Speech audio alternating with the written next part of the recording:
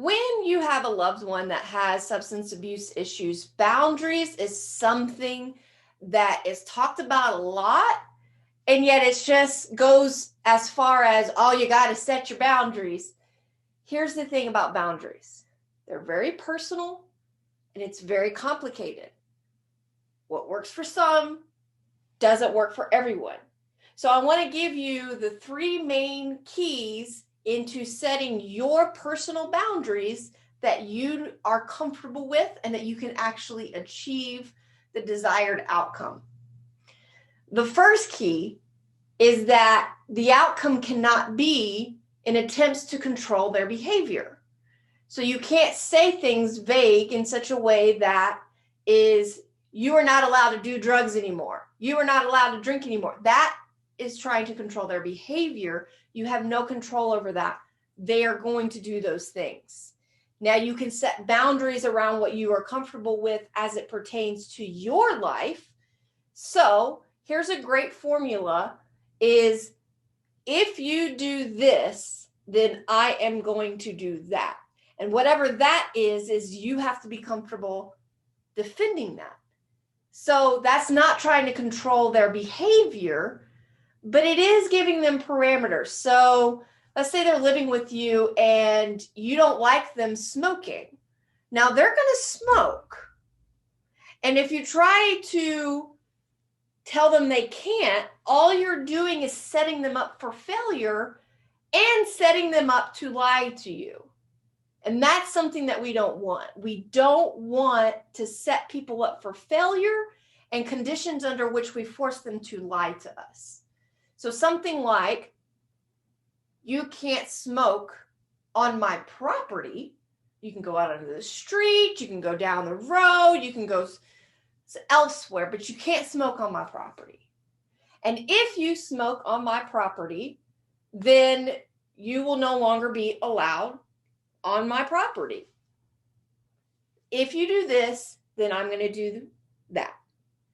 So those are good things, reasonable things, but you also have to make sure that that you're setting is something that you will actually defend.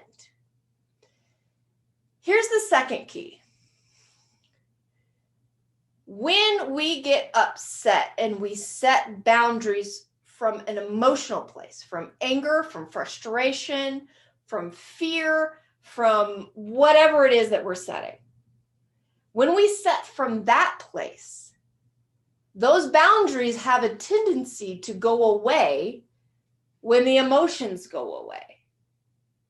So not setting reactive boundaries when something happens and you're like, blah, blah, blah, blah. When those emotions go away, so do the boundaries. Remember, whatever you say, you have to be willing to defend no matter what. This is where responsive, that's the second key, is setting responsive boundaries, well thought out boundaries.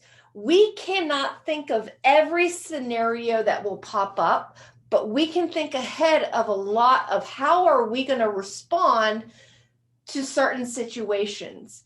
And when certain situations arise that we're unprepared for, we do the best that we can to set responsive boundaries, and we learn along the way and we grow into them a little bit. So be patient and kind to yourself, one, but setting responsive boundaries is going to be very helpful.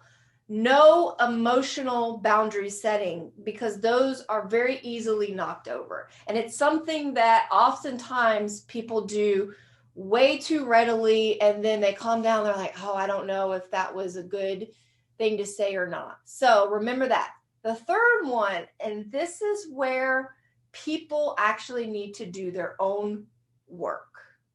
This is where getting help for yourself comes in handy. Yes, they are the one with the substance abuse problems, but as human beings, we have to evolve and grow and change ourselves.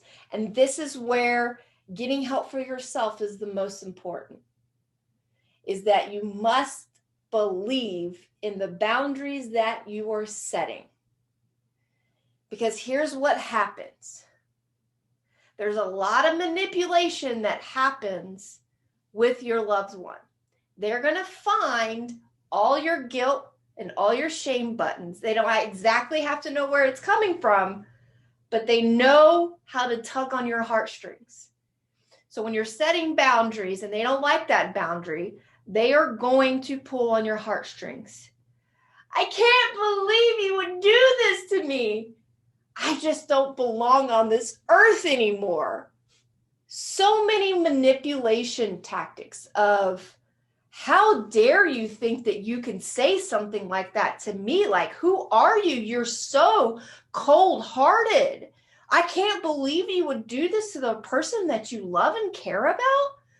Oh, God, they're so good at this. Believe me, I get my heartstrings tugged on a regular basis, and I'm constantly working on myself to really believe in myself and to have confidence that whatever little heartstring tug that they want to pull is a whole lot less effective, because I can respond to them and be like, hey, look, you can believe whatever you say.